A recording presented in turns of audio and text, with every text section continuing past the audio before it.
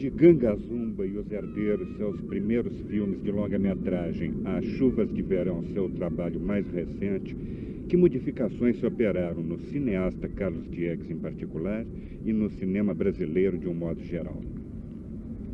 Olha, em primeiro lugar, eu acho que o cinema de um país não existe separado desse país. Quer dizer, as modificações ou a evolução que o cinema brasileiro sofreu estão diretamente ligadas à história do país nesses últimos anos. Eu pertenço a uma geração que, tenho orgulho de dizer isso, que inventou um cinema para o Brasil, né? Que criou uma maneira brasileira de fazer cinema. E que não parou no tempo, né? Que evoluiu dentro do tempo, que transformou-se, que deve ter cometido muitos equívocos, talvez praticado alguns erros graves, mas que, fundamentalmente, instaurou nesse país a ideia de um cinema nacional. Porque até então o cinema que se fazia no Brasil, com raras exceções, era um cinema dominado pela imitação estrangeira, pela importação cultural, enfim, um cinema colonial mesmo, né, característico de uma cultura colonial.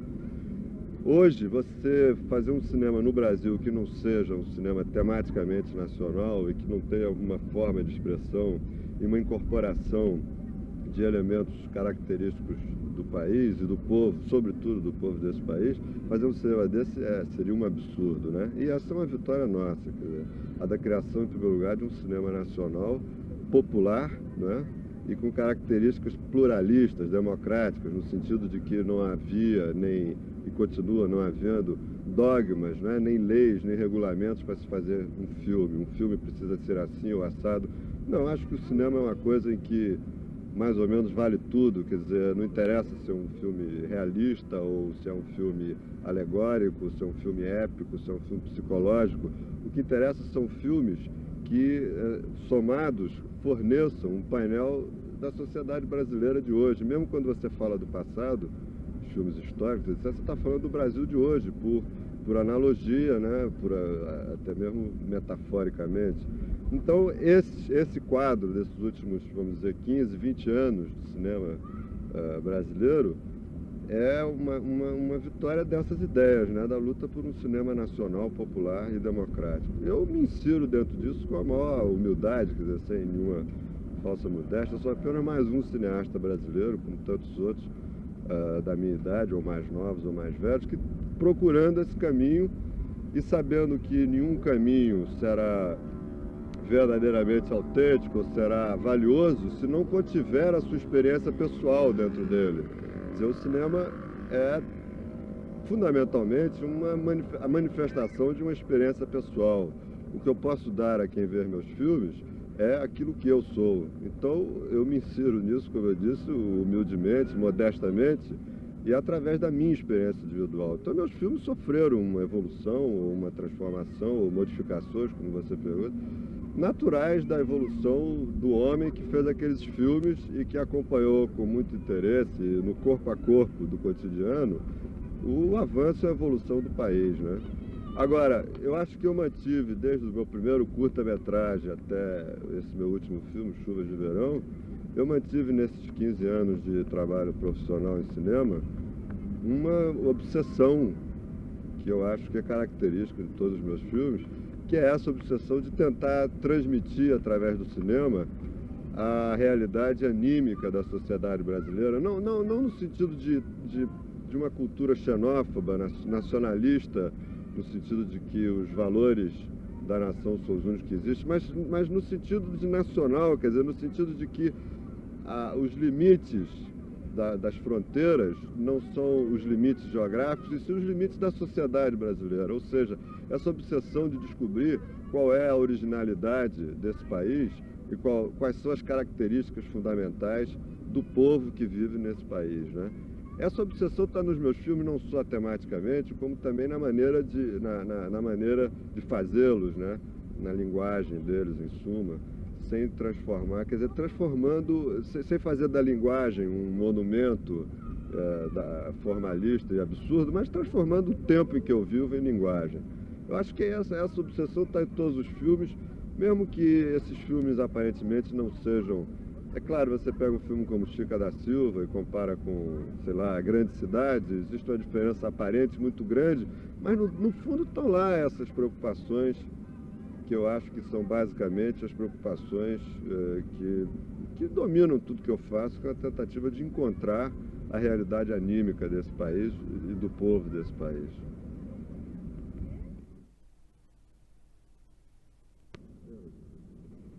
Você é um compositor bissexto, Cacá. Qual é a importância da música para você? Bom, como compositor é muito relativa, porque eu nunca fiz nenhuma música assim muito de um grande sucesso, nem considero minhas letras. Eu não fiz música, eu fiz letras, extraordinário. Tinha umas parcerias com Cartola, que é uma coisa da qual eu tenho muito orgulho, né? Porque o mestre Cartola. Com o Sérgio Ricardo eu fiz uma música também, com Caetano, uma música que está no meu filme Os Herdeiros. O que mais? E uma com Fagner, que está no último disco dele. Agora, a música na minha vida tem uma importância extraordinária, porque você sabe que no fundo o que eu queria mesmo era ser maestro. Eu estudei um pouquinho de violão, estudei um pouquinho de piano, até conheço um pouquinho de música, mas nunca consegui tocar nenhum instrumento, e eu acho que eu tenho uma certa frustração disso. Eu adoro música, eu passo o dia ouvindo música, realmente eu ouço música o dia inteiro, tenho uma grande ligação com a música, e se você for ver nos meus filmes, em todos eles há uma relação com a música muito direta, ou direta mesmo assim, musical, como é o caso de Quando o Carnaval Chegar, ou com interferência incidental da música de uma maneira forte, como é o caso da Grande Cidade, Os Herdeiros e mesmo Chica da Silva, ou então na própria estrutura do filme, que em geral é uma estrutura muito musical. Em suma, eu acho que a música é uma coisa que está intimamente ligada à minha vida e, por consequência, na minha obra também. Tudo que eu faço, todo o meu trabalho, ela está profundamente ligada.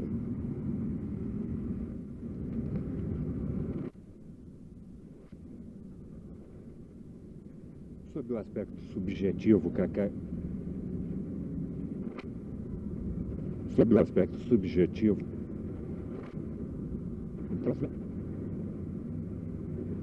Sob o aspecto subjetivo, Cacá, qual é a matéria-prima do cinema?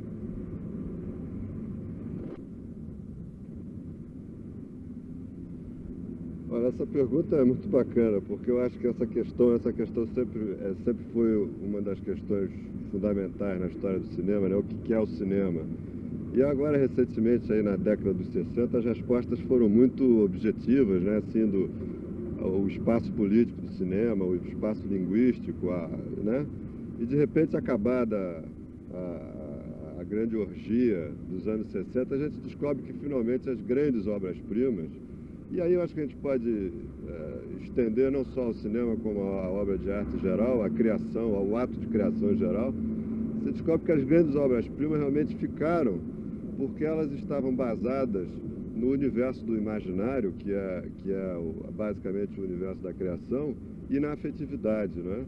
Eu acho que é exatamente isso, a afetividade e o imaginário, essas duas coisas resolvidas no plano da expressão e da comunicação com o público, são fundamentalmente a matéria, não só subjetiva, mas a matéria-prima objetiva do cinema, né? É com isso que se faz cinema, não é com outra coisa. O resto são pretextos eventuais e alguns até muito nobres e importantes. É preciso que você tenha uma opinião política, é preciso que essa opinião política surja nos filmes, é preciso que você tenha uma ética diante do mundo, um comportamento diante das pessoas, é preciso, enfim, que você tenha uma opinião sobre a sociedade em que você vive. Tudo isso é fundamental, mas na verdade, antes disso está esse mundo do imaginário e a afetividade do autor diante disso. Porque aí a gente volta àquela outra coisa que a gente estava conversando há pouco, que é, na verdade, quando você é um criador, o que você tem a dar ao outro é você mesmo, né?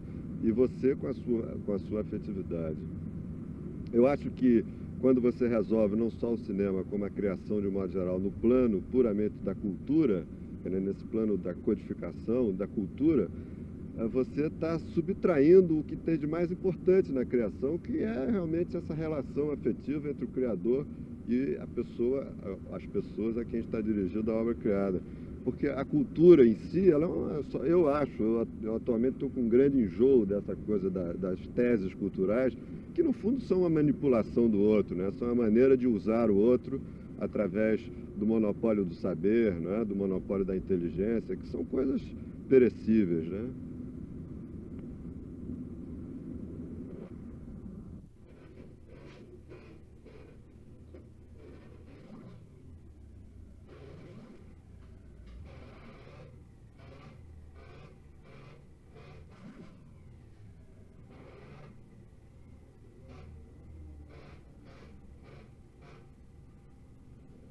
atenção, tem uma sequência.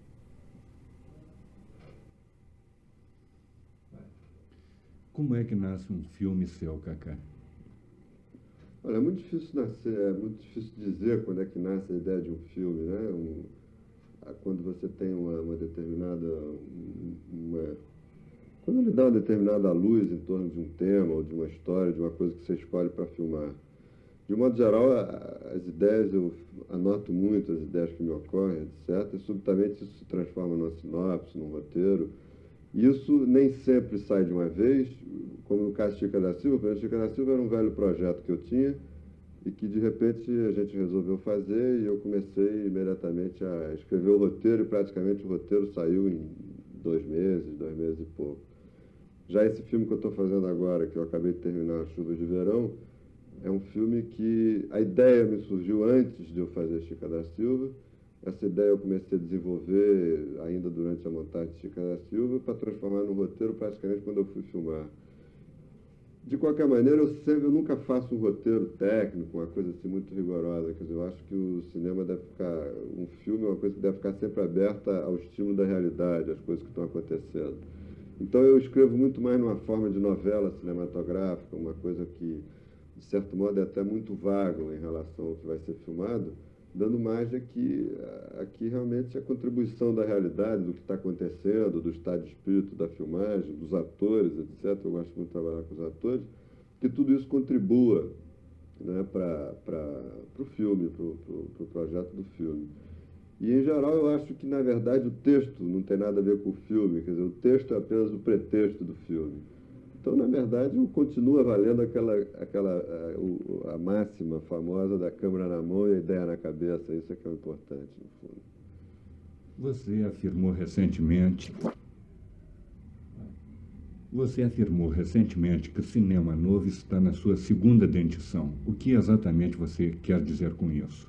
O que eu quero dizer é que eu acho que subitamente não, quer dizer, depois de um longo processo de 10, 15 anos, né, de muito sofrimento, de muita luta, eu acho que o cinema novo, chamado cinema novo, quer dizer, essa geração do cinema brasileiro, que nasceu no final dos anos 50, início dos anos 60, encontrou o final da sua adolescência, começou uma fase mais madura. Eu acho que a experiência juvenil do cinema novo terminou e entrou numa fase mais madura, que eu, brincando, chamei de segunda dentição, em que eu acho que o fundamental é essa ideia de ter o povo nas telas e nas salas. Quer dizer, não mais um comportamento paternalista, um comportamento de juiz do povo, do que está acontecendo na sociedade brasileira, mas sim uma coisa muito mais ligada a um comportamento menos neurótico, mais sadio do ponto de vista da neurose clássica do artista, que é se colocar realmente ao lado do povo, né? Com uma certa compreensão de que o importante para nós eu, pelo menos pessoalmente, acho que eu gostaria de ser reconhecido como um cineasta popular, na mesma medida em que existe o compositor popular, o poeta popular, enfim, e que a gente realmente, como eu lhe disse recentemente, quer dizer, que eu estava falando, que a gente não considerasse a cultura essa grande besta apocalíptica, né, da manipulação do outro, coisa e tal, a cultura como realmente uma coisa, como a vida é outra coisa, a cultura é uma forma aparente da vida, né? Então você se integrar no cinema como uma forma de expressar a sua existência, de você dar alguma coisa de seu ao outro, e isso num plano mais generoso e maior, significa realmente você fazer filmes em que a consideração pelo outro seja o respeito pelo público, né? Eu acho que hoje o cinema brasileiro não precisa mais mostrar que é sabidão, entende? Mas simplesmente fazer filmes que estejam harmonicamente integrados com o povo brasileiro.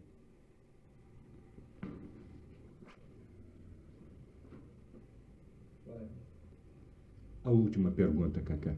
Como homem de cinema, qual é o seu principal objetivo?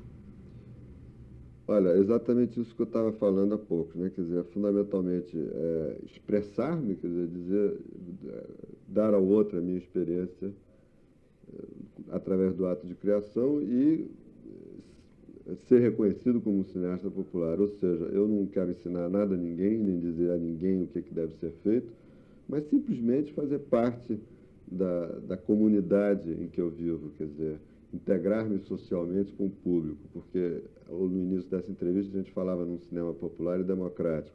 Eu acho que assim como não existe democracia sem povo, não existe cinema popular e democrático sem público. Então, se eu tivesse que sintetizar meu objetivo como cineasta, seria esse: expressar pessoalmente a minha experiência, entendeu? E compreender que a solidão você cura se interessando pelos outros.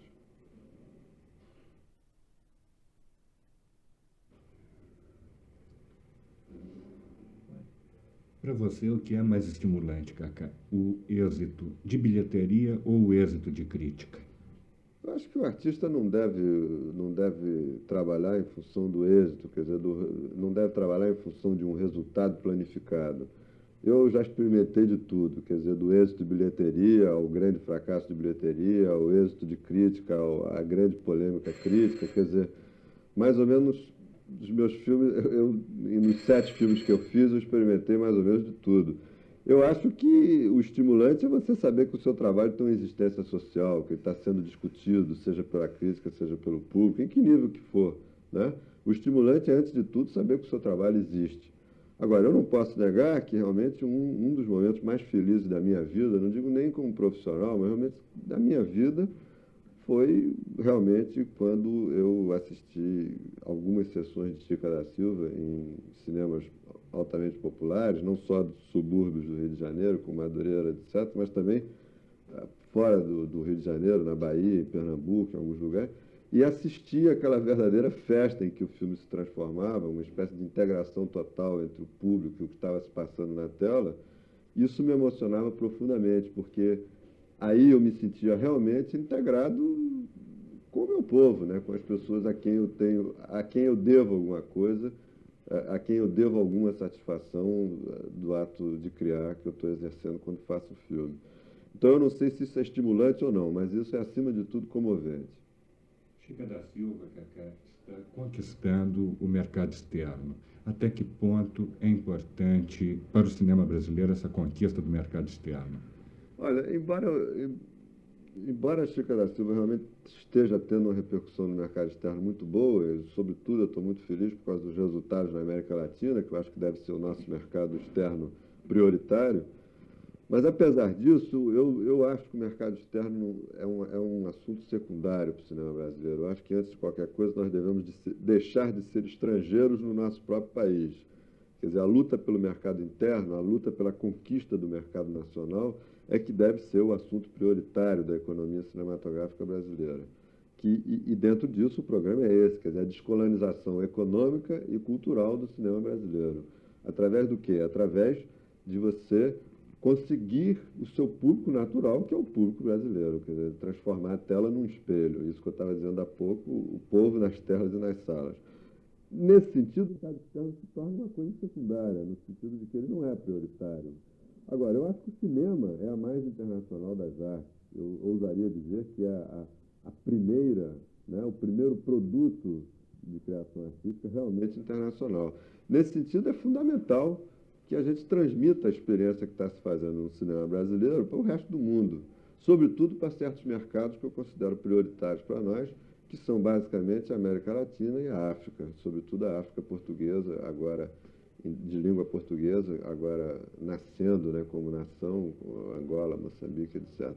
Então, eu acho que a experiência do cinema brasileiro deve ser transmitida para o mundo, né? Nesse sentido, o mercado externo é muito importante.